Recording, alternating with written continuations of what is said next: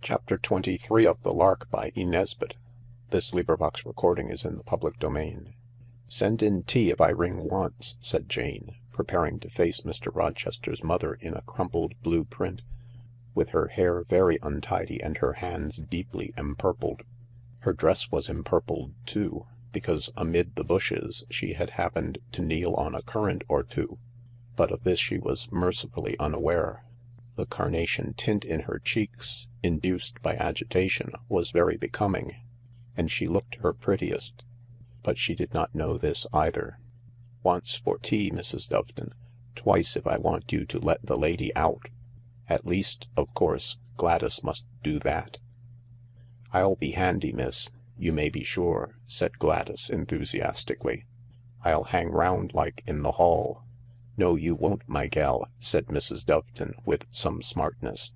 "I'll find you a job to do while you're waiting." "P'raps I'd better go back to the shop," Gladys tried.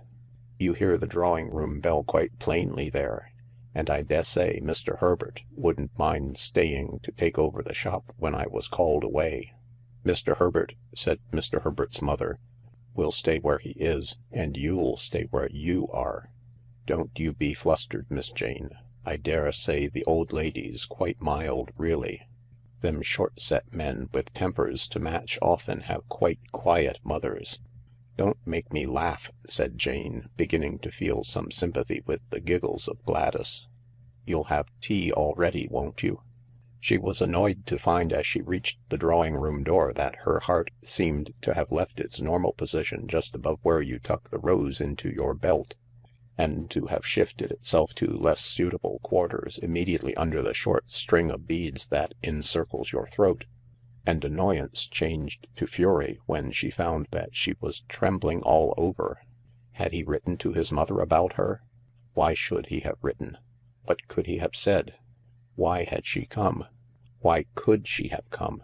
To inspect? Why? To interfere? What with?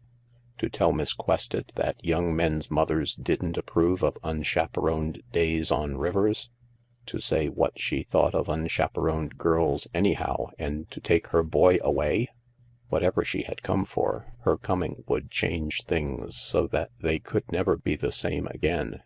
And Jane had to admit to herself that she did not want things changed.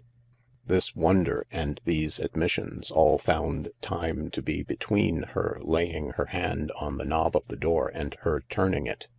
Then she did turn it and went in. The room seemed full of a dusky golden twilight. The flowers, she noted with relief, looked quite decent. Only the lupins had shed their petals all over the Sheraton card table in that aggravating way lupins have. Then she found herself laying her violet-tinted hand in a cool, gloved hand which seemed to expect it, and saying she was very pleased to see Mrs. Rochester, because this seemed to be the right thing to say. "Thank you so much," said the visitor in a thin, high voice. "That's very sweet of you. You see, I was in the neighbourhood and I couldn't resist the temptation to call. I have heard so much of you from my son. You must know," she added with an elegant little simper, "you must know I'm a very devoted mother." "I'm afraid you're rather affected," said Jane, but not aloud. Aloud she said, "How nice," again because that seemed the best thing to say. "Ah, well, family affection involves great anxieties." "What are we coming to now?" Jane murmured. But the other did not pursue the theme of the affections, family or otherwise. "What a delightful old-world spot this is," she said. "So quaint and picturesque. It has all the lure of the bygone, has it not?" "I'm glad you think so," said Jane politely, but in her heart she was saying, "I wonder whether you always talk like the woman's page in the Daily Yell. How awful for him if you do. I suppose you live quite an idyllic life here, surrounded by friends and relations. No anxieties?" "Not at all, thank you," said Jane.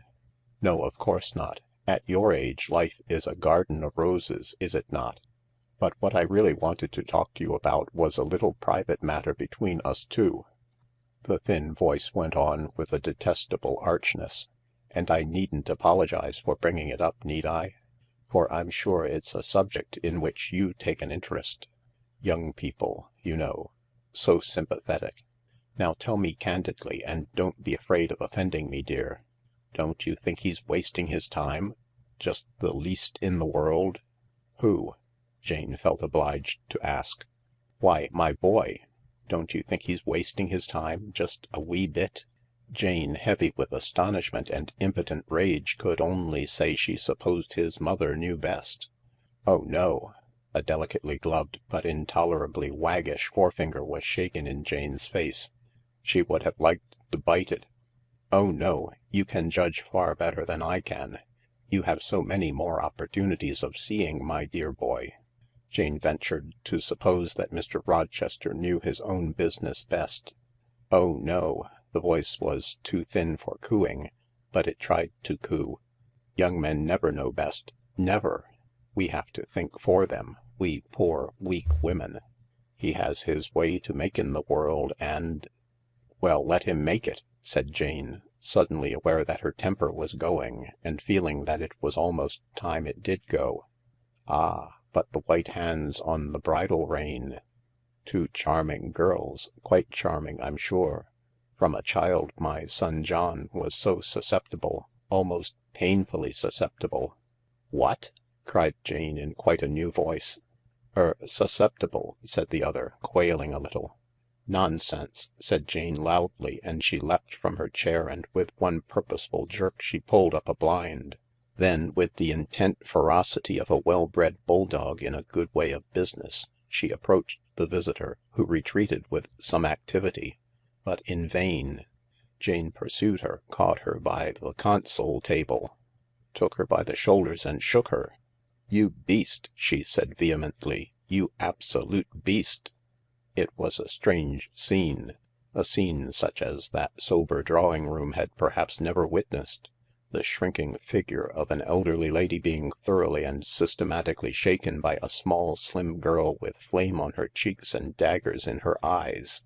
It was almost a pity that such a scene should have had no spectators.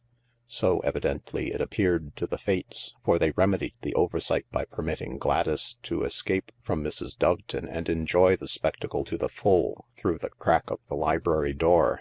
"You beast, you little beast," Jane repeated, and then Mrs. Rochester's bonnet fell off and Mrs. Rochester's hair came down. And it was Lucilla that Jane was shaking.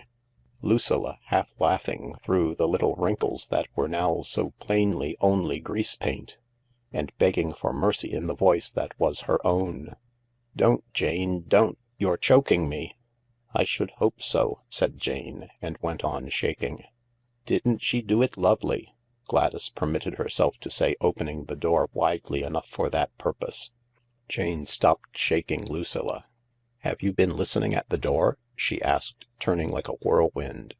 "Because if you have—" "Of course not, miss," said Gladys, deeply injured. "But when I heard the blind click, Mrs. Doveton heard it too. We was both in the kitchen. I knew it was all up, and I come to help Miss Lucy off with her things. It was as good as a play when she went outside and rang the bell, and me inside ready to open, and she says, 'Miss Quested at home?'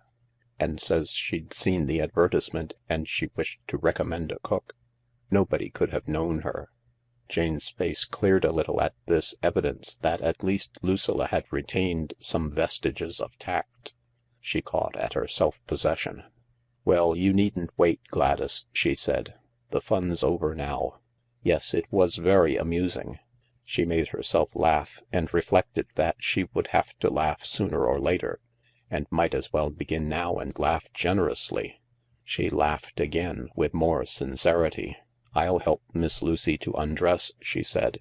"Yes, it was jolly good. It quite took me in. It was a right down regular do, and a thorough lark." "Yes, wasn't it?" said Gladys. "Miss Lucy ought to be on the halls."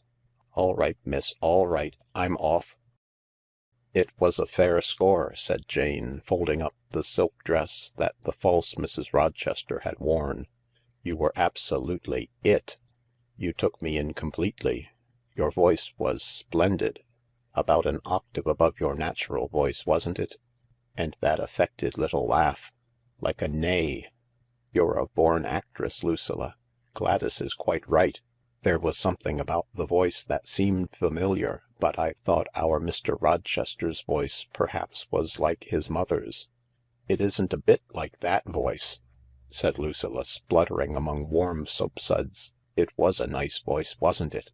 Whatever made you think of doing it? The rubbish you were talking about chaperones, I expect. I thought I'd call and offer myself as one. Then I thought I'd pretend to be a potential pig. And when Gladys said, 'What name?' she acted all right too, except for giggling. I could think of nothing but Rochester. I thought you'd see through me directly. It was Gladys who thought of pulling down the blinds. I never expected to say more than 'How do you do?' before you recognized me. I couldn't have kept it up much longer. I couldn't think of anything to say. You thought of a good deal." " Oh, that wash," said Lucilla, throwing back her hair, and Jane felt somehow solaced. " But what was it that gave me away ?" Lucilla asked. " My son John," Jane told her. " He told me one day that his mother always calls him Jack. I gather that she thinks John rather — what's the word ?— roturier. So then I knew something was up, and in a flash I saw that you weren't real. Do you know, that was a horrid moment when you began to come to pieces in my hands. I almost expected you to be nothing but clothes, like that ghastly nun in Villette." " I rather expected to be torn to bits myself," said Lucilla. " You were violent, Jane." " What did you expect ? Though she is little, she is very fierce." " Well, it was a good rag," said Lucilla contentedly. " Only my head doesn't feel quite safe on my shoulders yet." " I think I was very moderate," said Jane. Next day the cooks came, but none of them suited Mrs. Doveton. " I shouldn't care to trust e'er a one of them to do for you," she said, and a wonderful tremulous hope sprang up in the breasts of the girls that perhaps Mrs. Doveton herself, always so averse from responsibility, and now so delicately placed as the arbiter of their domestic destiny, might find herself unable to take upon herself the burden of decision, that she might in fact, rather than risk the selection of an unsuitable, continue to do for them herself. The paying guests whose letters had been approved and who had been asked to call did call. Lucilla interviewed them. " It's the least you can do," said Jane. " I couldn't face a caller now. I should be afraid it would turn out to be you. But I shall be there with you, you know." " So you say," said Jane darkly. " I'm not going to risk it. You're capable of being yourself and someone else at the same time. You're quite equivalent, as Gladys would say. I shall sit in our boudoir and boud (or read), and I shall wash my hair, so that it won't be any use your sending Forbes up to say that, ' Please'm, Miss Craye would like to speak to you a moment in the drawing room.' My hair will be wringing wet the whole time they're here." When it came to the point, Jane did not wash her hair, because a 4 at tennis had been arranged to take place directly after tea, but she sat with the hair thoroughly down over a kimono with storks on it, and thus defended, heard 3 times the resonant ringing voice of the front door bell, announcing, "There are strangers on your doorstep who don't know how I reverberate and clang, and how I keep it up unless you ring me very, very gently." But only twice did she hear the tinkle of the drawing-room bell, a mincing tinkle, reminding one of the voice of the false Mrs. Rochester and saying, "There are visitors being shown out of your high-class family mansion by your irreproachable white-aproned, long-streamer-capped parlour-maid." By a simple arithmetical process, she was being led to conjecture that one of the callers might have had to ring twice, though Forbes was so very irreproachable that this was not likely. When she heard Lucilla's voice in the hall, the voice of one pleasantly elated in the company of congenial spirits. "No trouble at all," she was saying. "Of course I'll go with you to the gate." And then, "And wouldn't you like to go round the garden?" A woman's pleasant voice answered her, and men's voices joined it. Jane ran through to the window of one of the unoccupied rooms that looked over the cedar lawn. Lucilla was crossing it in the company of a very elegant-looking young woman and two young men, who, if not exactly elegant, were certainly presentable. They disappeared beyond the lawn, and Jane hurried back to her room to do her hair and go down to meet the strangers. Why, she told herself, they look quite nice, not like P.G.'s, like real people. And she hastened to exchange the kimono for a frock and her gold-embroidered slippers for sedate suede shoes. But before she had come to the shoes, Lucilla burst in upon her. "Oh, my dear," she said, "such luck. They've taken the rooms. The 3 best bedrooms and a sitting-room. We can easily turn one of the bedrooms into a sitting-room and that attic where the cistern is for a dark room. They go in for photography. They're going to have a tap and sink put in. They pay for it. They're musicians, too. They play at concerts. They're going to pay 3 guineas a week each, and 3 for the sitting-room, and 2 for the dark room. That's 14 guineas a week, my girl. We'll have to be a bit more careful about their references. A bit more careful than last time, I mean. They've given me 3. A clergyman and their last landlord and their bank. We must call on these references. Where have they been living? In Carlisle. That's convenient. Ah, but their bank's in Lombard Street, and we'll go and call on that. No writing. We'll see with our own eyes whether Barclay's Bank is a real bank. Oh, Jane, what luck!